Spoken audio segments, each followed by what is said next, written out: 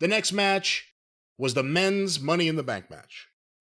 Here, boy. And here we went completely. Actually, no, the finish here was worse than the tag match finish. I'm sorry. I misremembered because this just went completely off the rail. So now an hour ago, we had 6 girls with ladders trying to climb it. Now we get 6 guys with ladders trying to climb them. Seth Rollins, Penthouse, and by the way, Penthouse he was Penta when I was giving him a chance in WWE. Now that he's tried to assassinate Chad Gable, he's back to Penthouse. And of course, Gable Americano, Andrade, Solo, and LA Knight. And I was like, fucking hell. The star power in this match, it's not a pay-per-view this is a TV match. But they don't have to do anything else. They don't have to haul their big boys out there and beat them. Because they were sold out, standing room only, turn them away, people giving sperm samples to come in the fucking door. They're collecting goddamn everything from people. Did you know that, Brian? Well, did you see there was a bunch of people sending around photos saying, oh, look, these empty seats. Look at how many empty seats there are for this. And then other people were saying, no, the Intuit Dome has like really well-financed lit seats. So I'm like, I don't know what the hell's going on. I know what they're announcing. Do you know what it was? And I thought the same thing, but if you go back and look, they had the arena lit with all their standard lighting treatment, but they also had like a light on the back or somewhere on every seat in the goddamn building. Right. And because you had that, it was like a blue, as I remember, where you had that shining at you, you couldn't see the people sitting in them. When they would turn, because at the first of the show, I thought, well, my God, is there a traffic jam? There's nobody in the fucking seats up there. And then when they would change the lighting, you'd see people were sitting there. I don't know. The stage covered some area. I'm not saying the entire building was sold out, but where you could see those lights on the seats on the camera, it made it look like that there weren't people there. It made the people disappear. That was a rare miscue for them. But that's the thing, is that they're sold out. They're fucking charging all this money, blah, blah, blah. And you've got, out of these 6 guys, who could potentially win? Seth Rollins was by far, I think we said, the favorite. You know, LA Knight never wins the big one, even though people want him to. And Solo might have been a real long shot. Did anybody think Penthouse is going to win this, or Gable, or Andrade? So 10 minutes of entrances, and then the same thing with guys as it was with girls. A lot of people doing stuff with ladders. Gable accidentally hit Andrade in the fucking nuts with his ladder. And it didn't look like Andrade was happy about that. And again, it's the modern audience, especially in a big city like that. They're taking turns disappearing so the 2 of the guys can get in the ring and do a stunt with a ladder. And while they're doing stunts with ladders, the fans are chanting, "We want tables." It's come to this. So they did stunts over and over. You can't cheer for somebody to win and beat the guy he's mad at, because there's 18 people in this thing. And you're not really hoping that somebody loses. It's watching to see if somebody gets hurt. And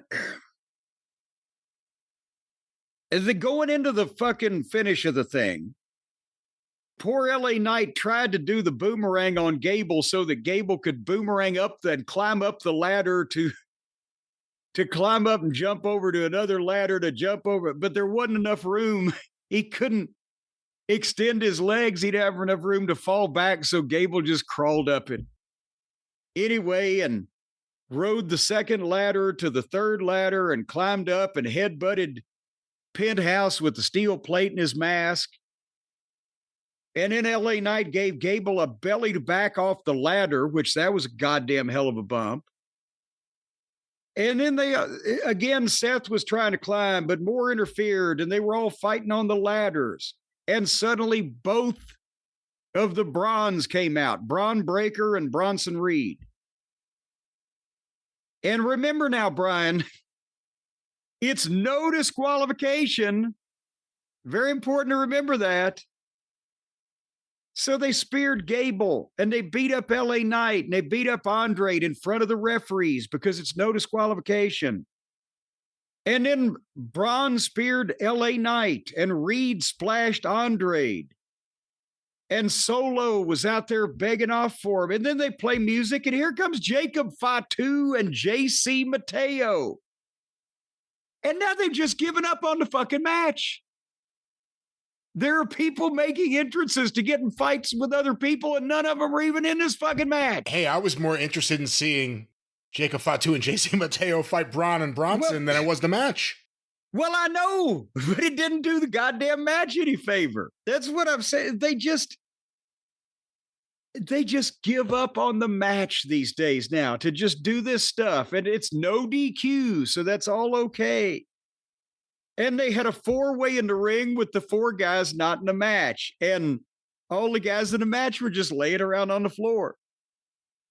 And then Braun speared JC through the barricade. And Fatu gave a pop-up Samoan drop to Bronson Reed, which was quite impressive. And a big dive on Mateo. And then Fatu rolls Solo in and sets up the ladder. And Solo hugs Fatu and says, oh, yes, perfect. And he starts to climb the ladder.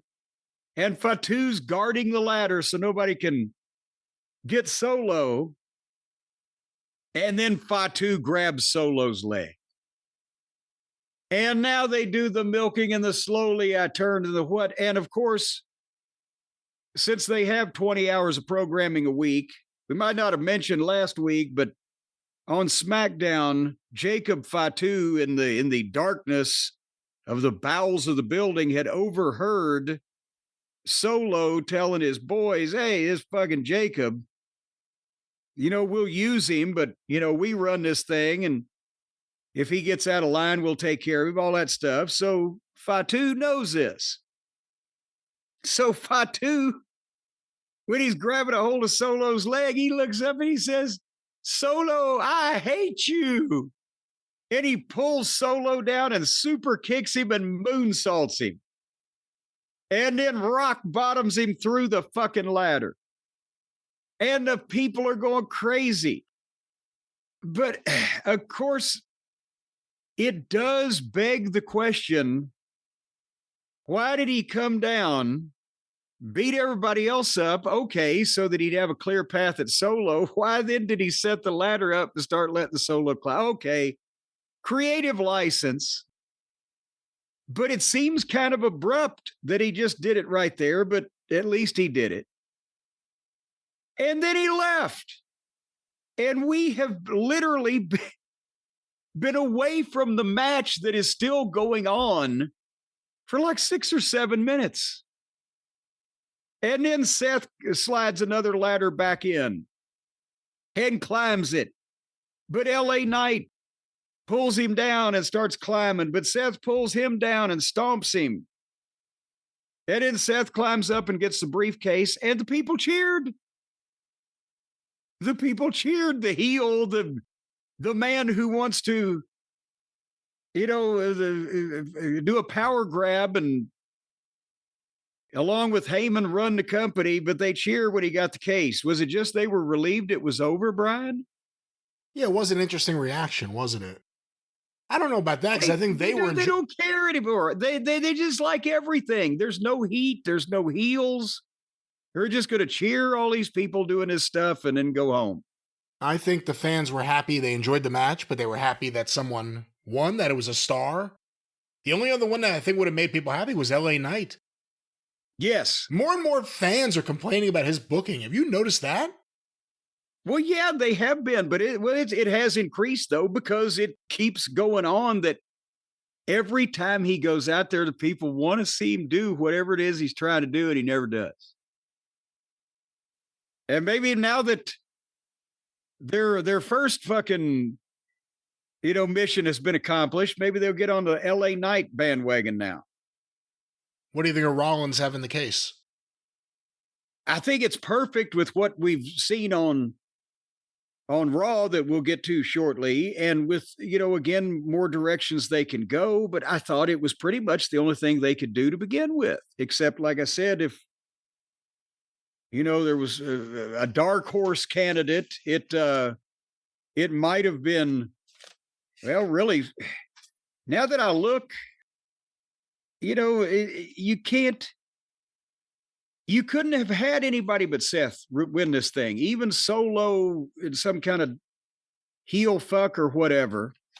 And at least this saved Solo, that Jacob was responsible, but that was about the only thing they could have done. What do you think of Solo? He went from being like a fearsome mute bodyguard to a hapless comedy figure. Well, again, I hate to keep saying this, but I said that when Solo first showed up. You know who ought to be doing this? Jacob Fatu. Solo didn't fit the picture of the street fighter crazy guy that, was going to be the enforcer, but Jacob did. Now, as Solo, I think with the other flunky bloodline people, Solo can be the boss, but he can't be the... Where's Tama Tonga? Well, more importantly, where's Tongaloa? See, now that's the question we got to be asking. But I think with JC Mateo, and if Tama Tonga shows back up, and if Tongaloa hadn't been deported or whatever, that could be a group, and Solo can be the befuddled guy running that, but I don't see him dangerous anymore on a singles basis.